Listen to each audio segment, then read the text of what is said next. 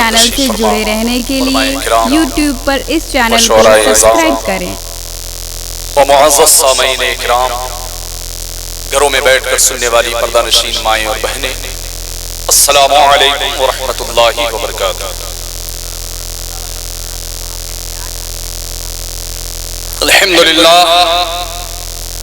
رب العالمین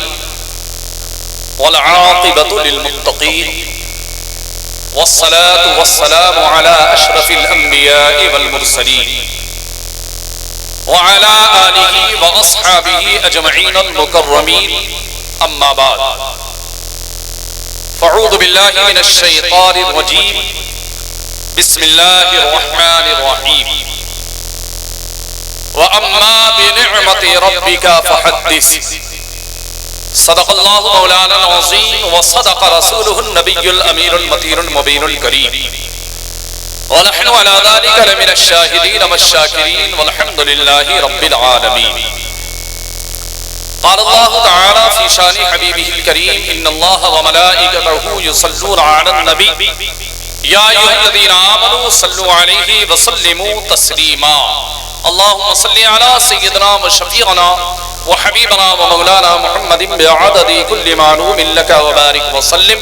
صلو علیہ صلاۃ وسلام علیک یا رسول اللہ صلی اللہ تعالی علیہ وسلم۔ کعبے کے بدر الدجا تم پہ کروڑوں درود، طیبہ کے شمس الضحا تم پہ کروڑوں درود، اور یا رسول اللہ کیوں کہوں بے کس ہوں میں، کیوں کہوں بے بس ہوں میں، کیوں کہوں بے کس ہوں میں، اور کیوں کہوں بے بس ہوں میں، ارے تم ہو تو پھر خوف کیا، تم پہ کروڑوں درود، کعبے کے بدر الدجا تم پہ کروڑوں درود، طیبہ کے شمس الضحا تم پہ کروڑوں درود، اور یا رسول اللہ اور کوئی غیب کیا تم سے نیہا ہو بھلا، اور کوئی غیب کیا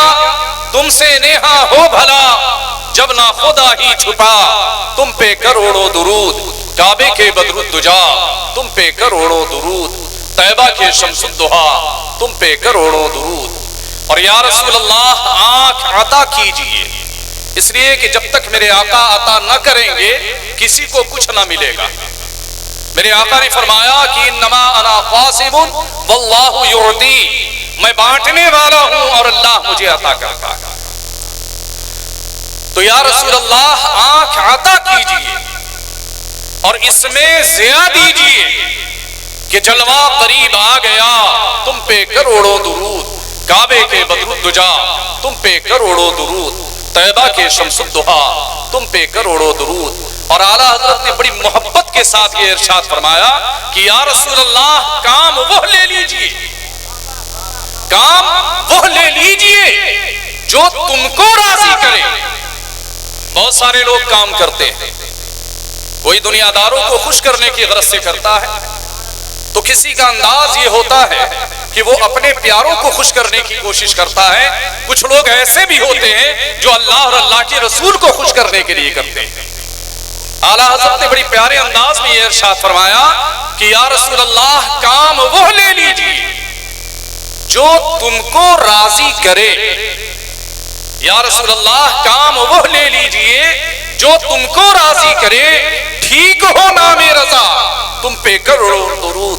ٹھیک ہو نام رضا تم پہ کروڑوں درود، کعبے کے بدر الدجا تم پہ کروڑوں درود، طیبہ کے شمس الضحا تم پہ کروڑوں درود۔ حاضرین کرام، خطبہ مسنونہ کے بعد میں نے قرآن مقدس کی انتہائی مشہور و معروف آیت مبارکہ کو آپ تمامی کے گوشے گزار کرنے کی سعادت حاصل کی،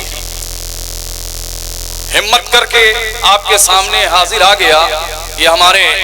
اراکین مدرسہ غوثیہ رضویہ کی محبت تھی، ورنہ میں خطیب، میں کوئی مقرر تو نہیں ہوں، بس ایک کھائی فقیر ہونے کی حیثیت سے محض واعظ ہوں۔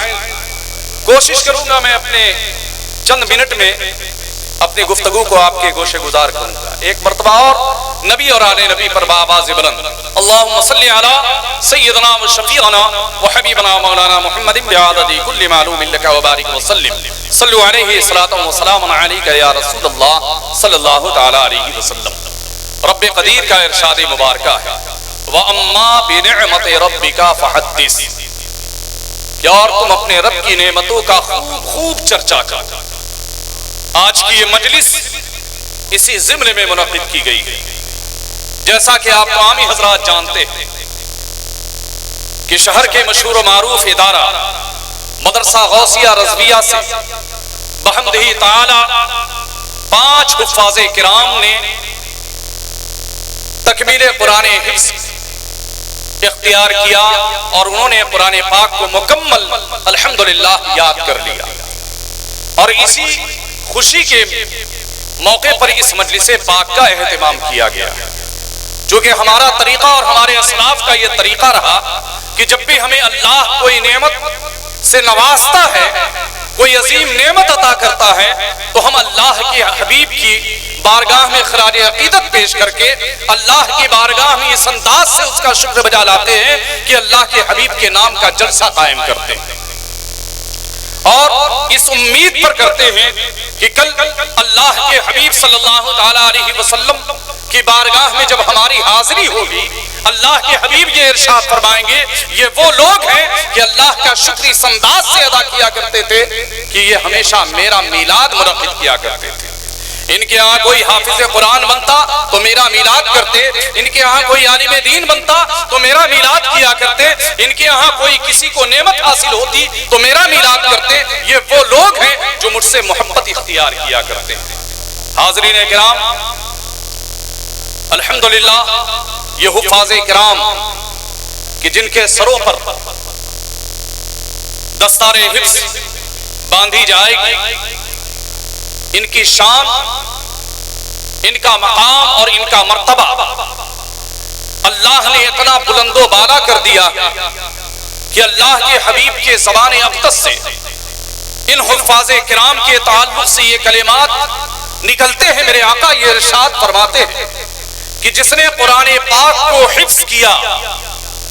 اور محض حفظ ہی نہیں بلکہ اس کو سمجھنے کی کوشش کی اور اس پر اس نے عمل کیا، یہ تینوں باتیں، محض قرآن کا رٹنا یہ کافی نہیں ہے۔ جیسا کہ عام طور پر ہمارا یہ نظریہ بنا ہوا ہے کہ جس نے قرآن رٹ لیا اور اس کے بعد وہ حافظ قرآن ہو گیا، سال بھر داڑھی غائب،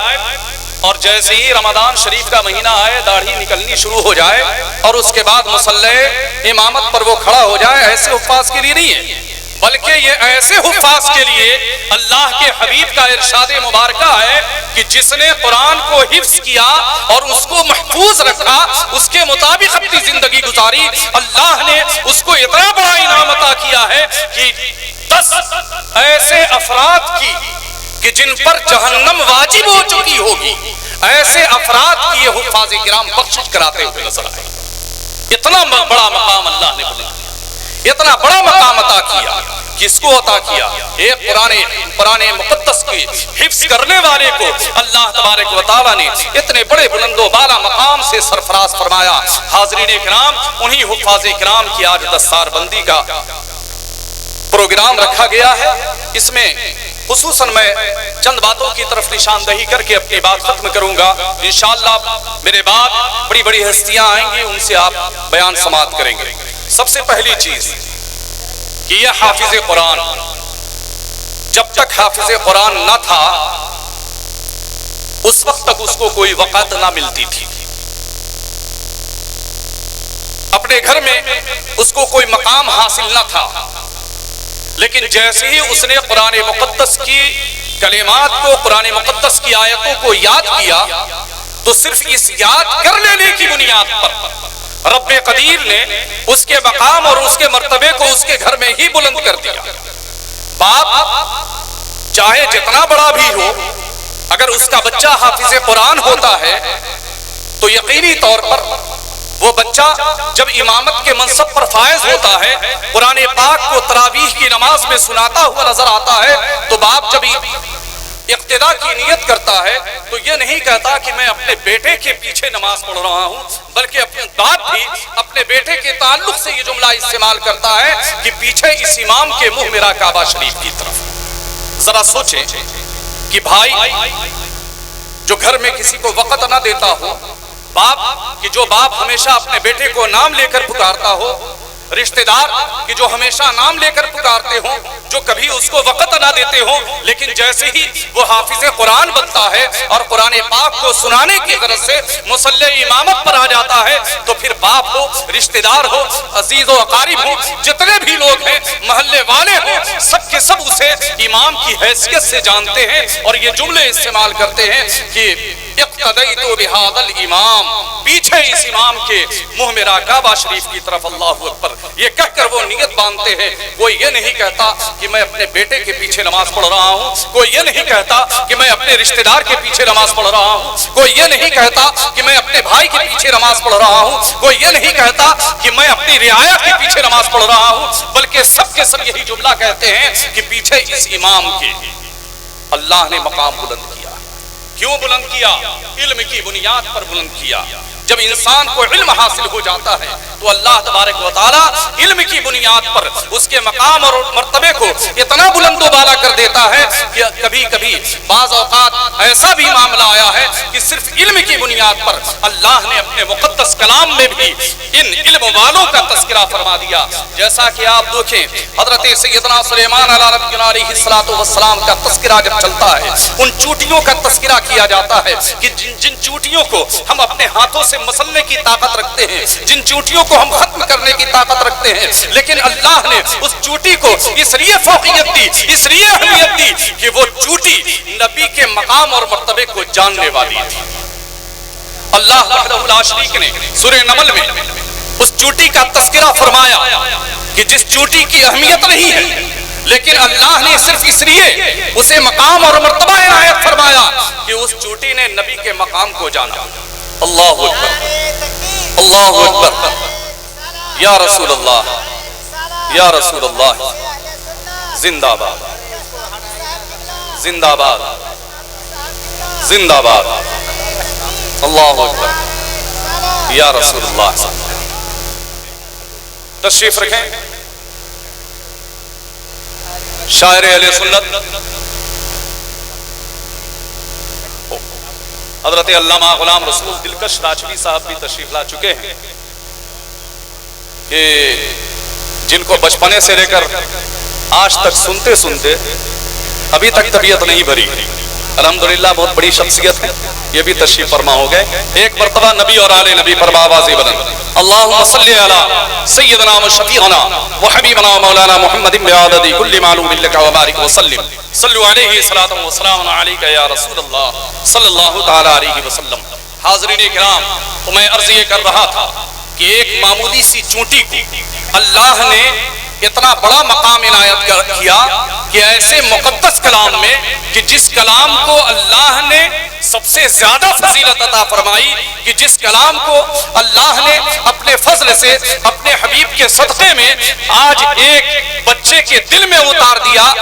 کہ جسے ہم حافظ قرآن کہنے لگ گئے، اسی قرآن میں اللہ وحدہ لا شریک نے ایک سورہ پاک نازل فرمائی جس کا نام سورہ نمل رکھ دیا۔ کس بنا پر اللہ نے چوٹی کا تذکرہ کیا؟ معاملہ یہ تھا کہ حضرت سیدنا سلیمان علیہ السلام کے لشکری وہ تشریف لا رہے تھے، ساتھ میں اللہ کے ایک نبی بھی ہیں، سارے کے سارے لوگ ہیں۔ چونٹیاں کہتی ہیں کہ اے چونٹیوں، اے تمام چونٹیوں، سب کے سب اپنے بلوں میں داخل ہو جاؤ، صرف اس لیے کہ کہیں انجانے میں نبی کے لشکریوں کا پاؤں تم پر نہ پڑ جائے اور تم ختم نہ ہو جاؤ، اس لیے اے چونٹیوں تم اپنے بلوں میں چلی جاؤ۔ حاضرین کرام، جب اللہ نے اس چونٹی کی اس آواز کو سنا تو اللہ تبارک و تعالیٰ نے اتنا پسند فرمایا، اتنا زیادہ پسند فرمایا، اس لیے پسند کیا کہ وہ چونٹی اللہ کے نبی کے مقام اور عظمت کو سمجھتی تھی۔ وہ جانتی تھی کہ جو نبی ہوتے ہیں وہ کسی پر ظلم و زیادتی نہیں کرتے، وہ چونٹی جانتی تھی کہ جو نبی ہوتے ہیں وہ تو سبوں کے لیے مہربان ہوا کرتے ہیں، چاہے ایک معمولی سی چونٹی ہو یا پھر ایک معمولی سا ایک کیڑا ہو، سب پر اللہ کے نبیوں کی کیفیت یہ ہوتی ہے کہ وہ سب پر رحم فرماتے ہیں۔ اے چونٹیوں سب کے سب داخل ہو جاؤ۔ اللہ نے اس کی اس ادا کو اتنا پسند فرمایا کہ اپنے سب سے محبوب کلام قرآن مقدس میں اللہ نے ان چونٹیوں کا تذکرہ فرمایا۔ آپ دیکھیں کہ علم کی ہی بنیاد پر آپ نے سورہ کہف پڑھی ہوگی۔ سورہ کہف میں اصحاب کہف کے کتوں کا تذکرہ ہے کہ اصحاب کہف کے جو کتے تھے ان کا تذکرہ اللہ نے اتنے اچھے انداز سے فرمایا کہ یہ وہ ہیں جو اللہ والوں پر بھوکا نہیں کرتے۔ آخر کس بنیاد پر اللہ نے ان کا تذکرہ فرمایا؟ تو علم کی بنیاد پر۔ حاضرین کرام، جب اللہ ایک کتے ایک چیٹی کو ایک مقام اور مرتبہ عطا فرما سکتا ہے تو یقینی طور پر جو اشرف المخلوقات میں سے ہو، جو اللہ کے نبی کا امتی ہو، جو اللہ کے حبیب کا غلام ہو، اگر اس نے دین متین صلی اللہ تعالیٰ علیہ وسلم کو سیکھا، قرآن کو سیکھا، تو اللہ اس کا مقام اور مرتبہ کتنا بلند و بالا کر دے گا۔ بات سمجھ میں آ رہی ہے؟ یہ صرف آپ لوگ خاموشی سے سن رہے ہیں، سمجھ میں آ رہی ہے نا؟ چلیے اللہ کا شکر ہے میرا وقت بھی اب ہو چکا، 15 منٹ گزر گئے۔ بہرحال میں عرض یہی کرنا چاہوں گا کہ جس طرح سے آج آپ تمامی حضرات ایک حافظ قرآن کی محبت میں یہاں حاضر آئے اور اس سے اپنا والہانہ پن ظاہر کیا، میں امید یہ کرتا ہوں کہ تا زندگی جب تک اللہ نے آپ کو زندگی عطا کی ہے اس وقت تک اس حافظ قرآن کی عزت اور اس کی عظمت کو اپنے دل میں بسائیں، صرف اس لیے بسائیں کہ اللہ کا کلام اس نے یاد کیا ہے۔ وہ ہے کہ جس کے سینے میں اللہ کا کلام ہے، اور ہماری کیفیت یہ ہے کہ ہمارے سینے میں وہ کلام نہیں ہے۔ چند آیتیں ہیں جن آیتوں کو پڑھ کر ہم صرف نماز پڑھ لیا کرتے ہیں، لیکن حافظ قرآن کی کیفیت یہ ہے کہ پورا کا پورا قرآن اپنے سینے میں سما لیا۔ یقینی طور پر وہ لائق محبت ہے، لائق تعریف ہے، لائق تعظیم ہے کہ ہم اس کی عظمت صرف اس لیے اپنے دل میں بسائیں کہ وہ ایک حافظ قرآن ہے۔ اگر یہ نظریہ بنا کر ہم رہیں گے تو انشاءاللہ العزیز کبھی کسی حافظ قرآن کو یا کسی عالم دین کو حقارت کی نگاہ سے نہ دیکھیں گے، اس لیے نہ دیکھیں گے کہ ہمارے دل میں قرآن کی عظمت بسی ہوئی ہے، ہمارے دل میں اللہ کے حبیب کی محبت بسی ہوئی ہے، تو ہم حافظ سے صرف اس لیے محبت کریں کہ اس نے قرآن پاک کو حفظ کیا ہے۔ حاضرین کرام، انہی چند کلمات کے ساتھ میں اپنی بات کو ختم کرتا ہوں۔ مولا تعالیٰ کی بارگاہ میں دعا گو ہوں، رب قدیر ان تمام بچوں کو کہ جن کے سروں پر آج دستار حفظ رکھی جائے گی، انہیں دستار حفظ باندھی جائے گی، اللہ ان تمام لوگوں کو علم و عمل کا پیکر بنائے، انہیں قرآن یاد کرنے کے ساتھ ساتھ قرآن پر عمل کرنے کی توفیق عطا فرمائے، اور ہم تمامی حاضرین اور تمامی سامعین کو بھی قرآن کے احکامات کے مطابق اپنی زندگی گزارنے کی توفیق نصیب فرما۔ وآخر دعوانا الحمدللہ رب العالمین۔ السلام علیکم ورحمۃ اللہ وبرکاتہ۔